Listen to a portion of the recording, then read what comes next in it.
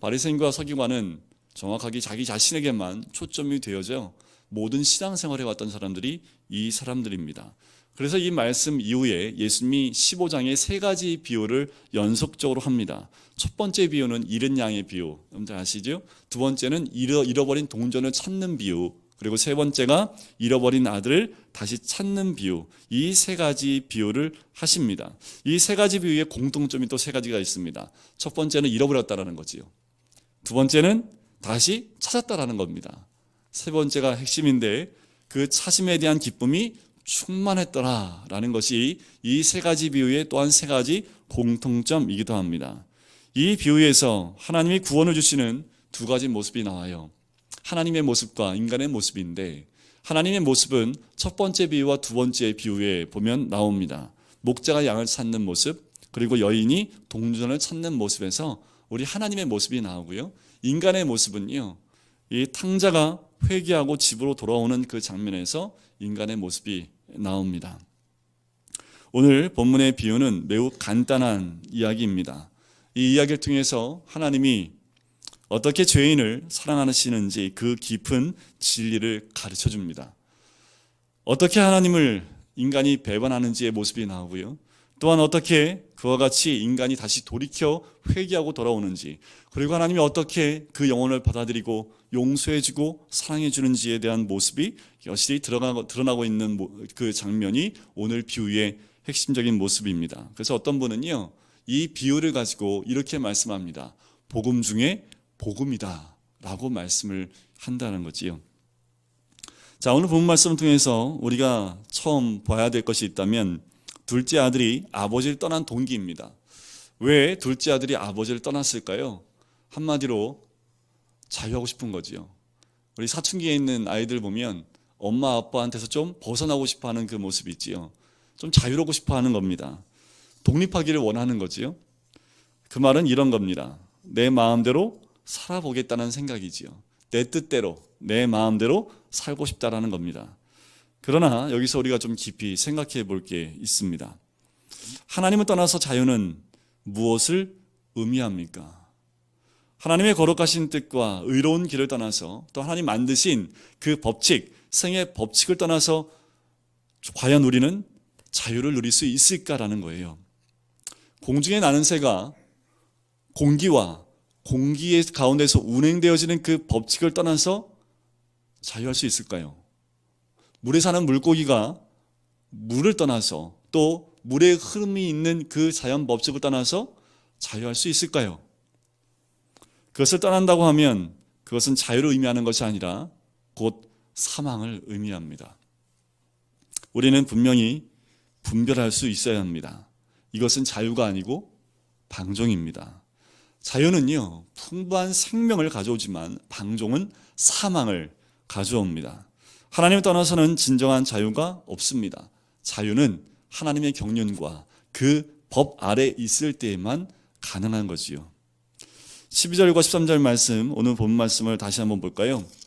말씀 보면 이렇게 나옵니다. 그 둘째가 아버지에게 말하되 아버지여 재산 중에서 내게 돌아올 분깃을 내게 주소서 하는지라. 아버지가 그 살림을 각각 나눠 주었더니 그 후 며칠이 안 되어 둘째 아들이 재물을 다 모아 가지고 먼 나라에 가서 거기서 허랑방탕하여 그 재산을 낭비하더니. 자, 여기서 주님께서 말씀하신 대로 이 청년이 부모에게 자기 것으로 오는 재산을 청구합니다. 근데 여러분들 이때는요, 자신께 어디 있어요, 그죠? 두 아들이 있는데 지금 아버지가 살아계신데 자기께 있어요, 없어요? 이 분깃은 언제 받는 겁니까? 아버지가 돌아가셔야지 받는 겁니다, 유산으로. 그런데 이 아들이, 둘째 아들이 이걸 달라는 얘기는 뭐예요? 그렇죠. 그 의미 속에는 아버지 빨리 그렇게 돼서 나한테 달라는 겁니다. 아버지의 이 말 들었을 때 마음이 참 어땠을까라는 거죠. 이런 게 어디 있습니까, 그렇죠? 근데 이 말 안에는 아버지의 그 마음의 아픔을 다 담을 수는 없는 거지요. 근데 아버지가 그 재산을 다 아들에게 줍니다. 그걸 받아서 먼 나라로 가지요. 그 나라에 가서 어떻게 합니까? 모든 것을 다 허비하고 다 써버리는 그 비유가 오늘 본문 말씀에 나옵니다. 그런데 우리가 좀 봐야 될 것은 12절에 이 둘째 아들이 요구한 재산입니다. 아버지의 재산 중에 분깃을 달라고 하는 거지요. 이 재산을 원어에 보면 이런 뜻이 있습니다. 본질이란 뜻이 있어요. 자, 이 재산은 하나님께서 우리 인간에게 주신 영적, 육적 모든 은사, 곧 모든 능력을 의미하는 겁니다. 인간의 본질에 속한 부분입니다. 다시 말하면 육적으로 거기 속한 능력, 거기 뭐가 있겠습니까? 건강, 체력 같은 것이겠죠. 정신적으로 거기에 속한 능력이 뭐가 있을까요? 지력, 사고력, 창조력, 감정, 의지 등 같은 것이 있겠죠. 영적인 것은요, 그 안에 성품에 대한 능력입니다. 이런 지적, 육적, 영적 모든 은사에 따라 오는 물질이나 지식이나 지위나 이 모든 것은 하나님께서 우리에게 주신 재산인 것입니다. 그 재산을 요구하는 거지요. 그것을 가지고 이 둘째 아들이 13절에 먼 나라로 갑니다. 자, 먼 나라라고 얘기하는데 그것이 무엇일까요? 영적 세계에는요, 나라가 두 개밖에 없습니다. 하나님의 나라와 사단의 나라입니다. 그죠? 선의 나라와 악의 나라, 그 두 개밖에 없는 거지요. 먼 나라는 즉 사탄의 나라, 세상을 의미합니다. 사탄의 지배되는 나라를 말하는 거지요. 우리가 하나님의 나라의 영역을 떠나면 자연히 어느 영역으로 들어갑니까? 사단의 영역으로 들어갈 수밖에 없는 거지요. 멀다고 하는 것은 다만 하나님의 영역이 아니란 뜻인 거지요. 13절에 먼 나라, 멀리 떨어져 있는 것, 그것은 하나님께서 하나님으로부터 멀리 떨어져 있다라는 그 의미이기도 합니다. 먼 나라에 가서 이 청년은 허랑방탕하게 살았다고 했습니다. 자, 여기서 허랑방탕이란 말이 뜻이 뭐냐 하면 그 말을 원어의 문자적 의미는요, 이런 뜻입니다. 구원에 합당하지 않는 이란 뜻이지요. 그러니까 허랑방탕은 뭐예요? 구원에 합당하지 않은, 그러니까 어떤 모습입니까? 자기 마음대로, 자기 중심적으로, 자기가 하고 싶은 대로 그 재물을 마음껏, 자기 욕심대로, 자기 본능대로 마음껏 써 내려갔다라는 거지요. 건강, 지위, 권세, 직업, 사업, 자기 마음대로 쓰면 남아날 것이 하나도 없습니다. 결국 세상의 향락은 잠깐뿐이지요. 자기 마음대로 이 모든 것을 써내려가면, 모든 것을 써버리면 남는 것이 얼마나 있겠습니까? 얼마 가지 않아서 이 모든 것을 다 소진해버리게 됩니다. 16절 말씀을 한번 보실까요? 16절 말씀을 잠깐 같이 한번 읽어보겠습니다. 14절부터 16절입니다. 시작. 다 없앤 후 그 나라에 큰 흉년이 들어 그가 비로소 궁핍한지라. 가서 그 나라 백성 중 한 사람에게 붙여져 사니 그가 그를 들로 보내어 돼지를 치게 하였는데 그가 돼지 먹는 쥐염 열매로 배를 채우고자 하되 주는 자가 없는지라. 자, 모든 걸 다 허랑방탕해서 다 써버렸어요. 재산을 다 낭비했습니다. 근데 그 나라에 뭐가 임합니까? 흉년이 임해요. 흉년이 임하지 않았다면 이 둘째 아들은 거기서 어떻든 살았을 겁니다. 먹고 사는 데는 아마 문제가 없을지 모르겠습니다. 그런데 다 없애고 난 다음에 그 다음에 바로 이어진 게 뭐예요? 그날에 큰 흉년이 들었다라는 거지요. 그런데요, 세상 나라에는 풍년이 없습니다. 항상 흉년이지요. 뭔가 항상 모자라요. 항상 영혼들이 굶주릴 수밖에 없다라는 거지요. 여기서 흉년이 들었다는 것은 하나님의 섭리입니다. 14절 끝부분에 보면 비로소 궁핍한지라 라는 말씀이 나오지요. 만약에 흉년이 들지 않았다면 이 궁핍함이 없을지도 모르겠습니다. 그런데 비로소 궁핍한지라는 흉년을 통해서 온 상황이라는 거지요. 자, 이 흉년이 오고 이 모든 것이 궁핍하여 다 사라지고 나니까 어떻게 됩니까? 하나님을 생각하게 되고 아버지를 생각하게 됐다라는 겁니다. 이 땅에 살면서 우리가 생각하는 대로 모든 게 다 안 돼요. 그죠? 내가 생각하는 대로 모든 게 다 잘 되면 얼마나 좋겠습니까? 그죠? 그런데 원치 않은 일들이 다가와요. 그것이 어떻게 보면 우리 인생의 흉년과도 같습니다. 하지만 이 일을 통해서 우리가 하나님을 생각하게 된다면 그것은 불행이라고 할 수 없죠. 저는 이 흉년 때문에 둘째 아들은 축복을 받았다고 저는 생각을 합니다. 육적으로는 고난이고 아픔이고 먹을 것이 없었지만 이 흉년을 통해서 비로소 궁핍하니까 결국 이가 둘째 아들이 생각해낸 게 누구예요? 아버지를 생각하게 됐고 또한 이 탕자가 돌아오는데 아주 중요한 역할을 하는 것이 흉년이라는 겁니다. 그래서 이 청년은 마지막에 다 없어지고 궁핍하게 되었습니다. 그래서 그 나라 백성에게 부처 살게 되지요. 이 부처산이라는 15절 말씀에 부처산이라는 그 말은요, 원어에 보면 누구에게 더부살이하다라는 거지요. 자, 돈을 많이 갖고 와서 다 쓰고 나니까 무슨 인생이 된 거예요? 더부살이 인생이 돼버린 거지요. 세상 사람에게 붙여서 더부살이하는 거예요. 하나님 백성이면 치지 말아야 될 것이 돼지입니다. 유대인들이 가장 부정한 짐승으로 치는 것이 돼지입니다. 레위기 11장에 보면 부정한 음식과 부정한 동물에 대해서 나오는데 이 돼지는 대표적인 부정한 동물입니다. 그래서 유대인들은 돼지고기 안 먹습니다. 실제로 이때 당시에 돼지를 치는 곳은요, 거의 대부분이 우상을 섬기는 곳이다 보시면 됩니다. 이 돼지가 쓰여지는 곳은 어디에 쓰여지냐면 우상에게 제물로 쓰여지기 위해서 이 돼지를 친다라는 거지요. 그러면 이 둘째 아들이 돼지를 친다는 건 뭡니까? 우상에게 바치는 그 돼지를 이가 지금 치고 있다라는 거지요. 정말 중요한 것은 마지막에 먹을 것이 아주 없어졌다는 건데요. 오죽하면 돼지가 먹는 쥐엄 열매를 먹고자 했겠습니까? 이 쥐엄 열매는요, 작은 뿔이라는 뜻을 갖고 있습니다. 팔레스타인이나 지중해 연안에 자라는 가름나무라고 하는데요, 키가 한 10m 정도 돼요, 나무가. 근데 여기 나오는 그 쥐엄 열매의 크기는요, 25cm, 꽤 크지요. 25cm 정도 달한다고 합니다. 주로 가축의 사료로 쓰는데 그때 당시에 정말 못 살고 먹을 게 없는 그런 사람들이 이 쥐엄 열매를 가져다가 먹기도 했다고 합니다. 하지만 거의 대부분은 동물의 사료로 쓰였던 그 열매입니다. 이 청년이 그것을 먹고 연명하고 싶었는데 그 쥐엄 열매도 주는 사람이 단 한 명도 없는 거지요. 주면 안 되지요. 이것도 하나님의 섭리입니다. 도와준 사람이 아무도 없어요. 하나님께서 막으신 거죠. 왜요?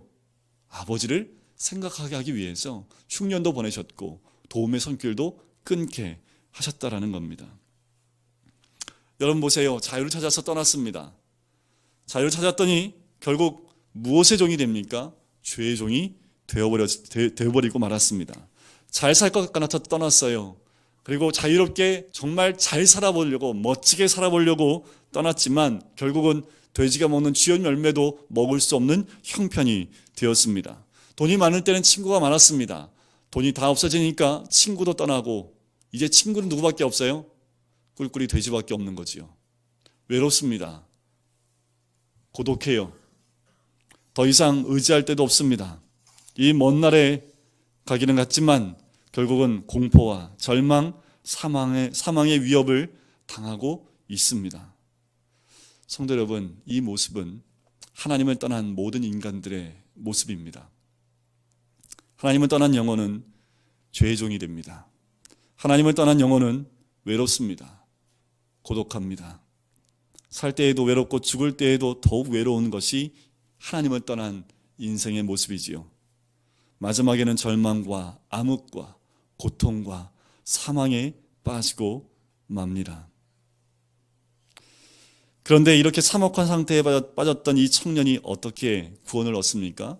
17절 말씀을 한번 보실까요? 17절 말씀이 이가 구원받을 수 있는 단수의 말씀입니다. 같이 읽을까요? 시작. 이에 스스로 돌이켜 이르되 내 아버지에게는 양식이 풍족한 품꾼이 얼마나 많은가. 나는 여기서 주려 죽는구나. 참혹한 형편에 빠진 청년이 스스로 돌이켰다라고 했습니다. 물론 이렇게 되기 전에 일찍 돌이키면 좋았겠지요. 할 수 있으면 이렇게 되기 전에 돌이키는 게 좋습니다. 우리 옆에 분에게 이렇게 한번 얘기해볼까요? 빨리 돌이킵시다. 네, 돌이킬 수 있으면 네, 끝까지 가서 돌이키지 마시고 이 말씀을 들으시고 아니다 생각이 드시면 바로 돌이키시면 됩니다. 하지만 이렇게 되기까지 된 다음에야 돌이키게 되는 것도 하나님의 은혜입니다. 돌이킨다라는 원어를 보면 이런 뜻입니다. 자기 자신에게 돌아온다는 뜻이 있어요. 돌이킨다, 자기 자신에게 돌아온다. 그러니까 여태까지는 어떻게 사는 거예요? 지정신 아니게 산 거지요. 우리가 한국 사람들 표현말에, 한국말의 표현에 있잖아요. 제정신이 나갔다고. 그러니까 제정신이 다시 돌아온 거예요. 지금 언제 돌아옵니까? 다 없어지고 배가 고프고 이제는 정말 배고파 죽을 때가 되니까 제정신이 번쩍 든 거지요. 참혹한 형편이 되고 보니까 제정신이 다시 돌아온 겁니다. 제정신이 돌아와서 제일 먼저 생각한 게 누구 집 생각을 한 거예요? 아버지 집이죠. 그래서 이 돼지를 치다가 이 청년이 문득 하늘을 쳐다보는 거죠. 그럼 여러분들 영화 같은 데 보면 여기 이렇게 말풍선 뿡 생기잖아요. 그죠? 그래서 아버지 집에 가면 먹을 거 많을 텐데, 아버지 집엔 품꾼도 많이 먹을 텐데 하면서 이게 막 상상의 풍선이 막 떠다니는 거예요. 그러면서 이런 생각이 드는 거죠. 은혜가 풍부합니다. 아버지 집은 사랑도 풍부하고 긍휼, 자비, 생명, 화평도 풍부한 그 아버지 집이 막 떠오르기 시작을 하는 거예요. 그런데 눈을 돌이켜 돼지를 보니까 풍선이 땅 터집니다. 그리고 굶어 죽게 되는 자신의 형편이 떠오르게 되는 거죠. 자기는 종이 되었고 고독하고 절망에 빠져 있습니다. 암흑에 헤매게 되었습니다. 자신의 형편을 보니까 이러면 안 되겠다 생각을 한 거지요. 그래서 18절과 19절처럼 이렇게 얘기를 하는 겁니다. 이렇게 얘기하는 거와 똑같아요. 이제라도 아버지께로 돌아가겠다. 아버지 앞에 가서 감히 아버지의 아들이라고 불러달라고는 못하겠지만 품꾼의 하나로 불러주지 않겠습니까? 라고 이렇게 해야겠다라고 생각하는 것이 바로 성령의 역사입니다. 여러분들 무슨 낯짝으로, 그죠? 거의 대부분은 자존심이 너무 강해서요 돌아오지도 않습니다. 그런데 이 아들은요, 누구의 생각이 더 커진 거예요? 아버지 생각이 더 커지고 현재 자신의 모습이 너무 초라하기 때문에 아버지께 돌아가야겠다는 생각이 가득 차고 넘친 거죠. 이것은 성령의 역사입니다. 우리도 어떤 때든지 무슨 일을 하다가 이와 같은 생각이 날 때면요, 이것은 성령의 역사입니다. 돌이켜야지, 다시 돌아가야 돼 라는 그 생각을 하는 것, 그것이 바로 하나님의 성령의 역사이지요. 20절에 있는 말씀을 한번 보세요. 그래서 어떻게 합니까? 이에 일어나서 누구에게로 돌아가니라? 아버지께로 돌아가니라. 그래요. 곧 일어나서 아버지께로 돌아갑니다. 오늘 성경 말씀 가운데 탕자가 한 것 중에 제일 잘한 거 이거 하나밖에 없습니다. 뭐 한 거예요? 생각 딱 떠오르자마자 딱 내려놓고 바로 아버지께로 향한 거지요. 아무리 후회하고 아무리 많은 생각하고 아무리 많은 결단을 하더라도 돌이키지 않고 행동하지 않으면 아무 소용이 없습니다. 내가 결단을 하고 이거 아니야 라고 했으면 돌이켜서 바로 행동으로, 결심으로 옮겨야지요. 이 청년은 그것을 옮겼습니다. 아니야, 이제 돌아가야지 하고 자리에서 곧 일어나서 돌아갔습니다. 탕자에게 배울 것 바로 이 모습이지요. 아니다 싶을 때 바로 돌이켜서 돌아갔다라는 겁니다. 근데 거의 대부분의 많은 분들은 내가 이제 있으면 안 되는데 일어나야 돼, 내가 일어나야 되겠어 라고만 생각을 하고 주저앉아 있을 때가 더 많다라는 거지요. 탕자는 이렇게 하지 않습니다. 탕자는 자기가 그릇된 줄 알고 깨달을 때 그 자리에서 일어나서 돌아갔습니다. 행동했고 결단했고 실행을 했습니다. 주저하지 않았다라는 거지요. 이미 탕자는요, 너무 올 때까지 왔어요. 갈 때까지 다 갔습니다. 너무나 자기의 모습을 보고 아버지가 뭐라고 볼까? 다시 돌아가면 형은 뭐라고 볼까? 거기에 있던 품꾼들은 나를 어떻게 볼까? 이 모든 생각들이 어떻게 보면 이 탕자의 마음을 주저하게, 그리고 망설이게, 머뭇거리게 할 수 있었을 텐데, 이 탕자의 마음 가운데 딱 떠오른 것은 다른 것 다 제해버리고 누구만 생각난 거예요? 아버지만 생각이 난 거죠. 이것이 하나님의 은혜입니다. 여러분들 돌이킬 때는요, 사람들 볼 필요 없습니다. 여러분들 돌이킬 때는요, 사람들의 눈치 볼 필요 없고요, 오로지 내 마음에 계신 예수 그리스도, 또한 우리 하나님 아버지만 생각하시면 됩니다. 그러면 돌아올 수 있는 힘이, 능력이 생기는 거지요. 그래서 돌아왔어요. 보니까 19절 말씀을 보실까요? 지금부터는 아버지가 이렇게 얘기를 하고 20절 보세요. 돌아가리라 하고 아직 거리가 먼데 아버지가 누굴 봤습니까? 탕자를 봤어요. 둘째 아들을 봤어요. 그래서 시근히 여기에 달려가 목을 안고 입을 맞춥니다. 자, 네가 이제 오냐 하면서 멀리서 둘째 아들이 오는데, 좀 있으면 제가 이제 그림 하나 보여드릴 텐데, 그 둘째 아들의 몰골이 참담합니다. 아마 아무도 모두 못 알아볼 거예요. 그런데 아버지는 알아봐요. 그리고 신발이 벗겨지도록 달려갑니다. 그리고 보자마자 어떻게 해요? 입을 맞추기 시작하는데 입을 맞추느니라 여기서는 한 번 나오잖아요. 원어에 보면 그냥 온 얼굴에 쪽쪽쪽거리는 거예요.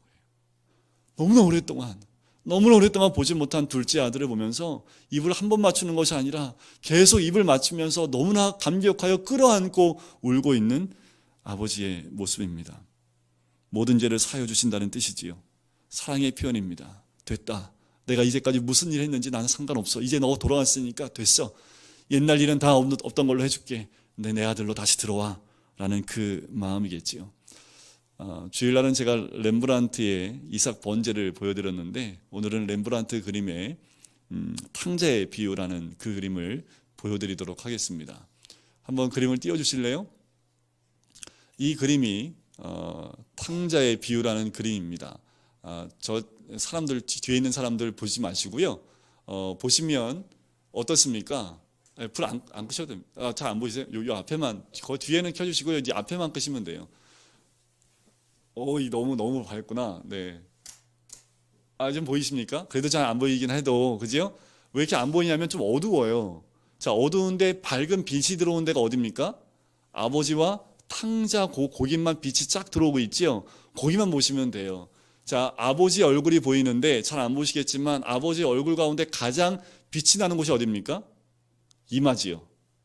빛이 반사되고 있는 부분이 이마입니다. 그리고 여러분들 나중에 인터넷에 한번 찾아보세요. 아버지의 눈동자가 나오는데요. 아버지의 눈동자를 보면요. 초점이 없습니다. 흐릿해 있고요. 그 모습은 어떤 의미냐 하면 둘째 아들이 나가고 난 다음부터 계속 아들을 향한 그 열망의 마음 때문에 눈이 흐릿흐릿해지고 눈의 눈동자의 초점이 사라져 있는 모습이 바로 저 아버지의 모습입니다. 그리고 아버지가 이렇게 쓰고 있는 그 도포가 있지요. 무슨 색깔입니까? 붉은색이지요. 이것은 그리스도의 보혈의 용서를 의미하는 도포입니다. 자, 둘째 아들 보세요. 머리카락이 어떻습니까? 다 빠져버렸지요. 흉측한 얼굴이잖아요. 그죠? 저게 내 아들인지 알아볼 수 있겠어요? 저 아들이 입고 온 옷을 보십시오. 어떤 옷을 입고 왔나요? 돼지를 치었을 때, 돼지를 칠 때 입었던 그 옷을 입고 왔지요. 신발을 보세요. 신발 한 짝은 벗겨져 있는 그 발바닥과 신발을 신고 있는 한쪽 발을 보십시오. 상태가 어떤지 보실 수 있겠지요. 아버지의 손을 잠깐 보실 수 있나 모르겠네요. 아버지의 손이 보이시나요? 오른쪽 손은 굉장히 제 손 같아요. 근데 왼쪽 손은 좀 투박한 남자의 손처럼 좀 넓습니다. 손 크게 다르죠. 자, 왼쪽 손은요, 남자 아버지의 손, 오른쪽 손은 어머니의 손을 대표하는 두 가지 손을 그렸습니다. 그 말은 부모의 사랑, 어머니의 사랑과 아버지의 사랑으로 둘째 아들을 끌어안는 모습을 형성한 그림이라고 합니다. 저 아들의 몸에서 무슨 냄새 날까요? 돼지 똥 냄새 나지 않겠습니까? 구릿구릿한 냄새 나지 않겠습니까? 그런데 그 아들을 누가 안고 있어요? 아버지가 안고 있는 거지요. 여러분 돌아왔으면요, 그냥 아버지 품에 안겨야 됩니다. 그래야지 돼지 냄새 안 나요. 안길까 말까. 머뭇머뭇거리면 냄새나서 사람들이 인상을 찡그려요. 중요한 건 저렇게 아버지 품에 푹 안기면 아버지의 향기로 그 돼지의 냄새는 다 사라지게 되어 있습니다. 여러분들 어떠십니까? 주님 품에 안겨 계십니까? 내 안에는 죄의 냄새가 아버지 품에 안겨 있을 때 그 죄의 냄새는 사라지고 그 아버지의 사랑으로 나의 모든 것은 용서함 받고 머리털 다 빠질 정도로 그렇게 먹지도 못하고 고통스러워했고 그러했던 그 모든 환경들이 어쩌면 저 아들의 머리에 그대로 드러나는데 그 모습 그대로 우리 아버지는 우리를 끌어 안아주신다라는 거지요. 자, 그래서 아버지가 뭐라고 얘기를 합니까? 야, 옷 가지고 와. 우리 아들한테 새 옷을 입혀줘야겠다. 저 남루한 옷을 벗기라고 얘기합니다. 그리고 새 옷을 입으라는 거지요. 우리는 어떤 옷을 입고 있습니까? 옛사람의 옷, 죄인의 옷, 이 모든 것을 벗어버려라. 내가 새 옷을 입혀줄게. 새 성품, 새 마음, 새 행실, 새로운 생활을 주겠다라는 거지요. 우리 아버지께 나오면 늘 우리 주님은 너 입고 있는 옷 다 벗어버리고 내가 새 옷을 줄게. 그리스도의 옷을 입어라. 내가 이 옷을 입혀줄게 라고 말씀을 합니다. 또한 오늘 말씀에 보면 가락지를 끼우라고 얘기를 하지요. 이 가락지의 의미는 어떤 의미가 있냐면 바로 아들의 신분을 회복해 주겠다라는 뜻입니다. 너는 품꾼으로 삼아 달라고 하지만 너는 내 아들이다 라고 하여 손에 가락지를 끼워주는 것, 너는 다시 내 아들로 너를 신분을 회복시켜 주겠다라는 거지요. 우리 원래 죄인이었지요. 죽을 수밖에 없는 죄인이었습니다. 하지만 우리 주님은 우리에게 가락지를 끼워주시면서 너는 아니야. 너는 아직도 너는 죄의 종이고 죄의 구렁텅이에 있는 그 모습 아니야. 너는 내 아들이야 라고 말씀을 하는 거지요. 그리고 신을 다시 신겨줍니다.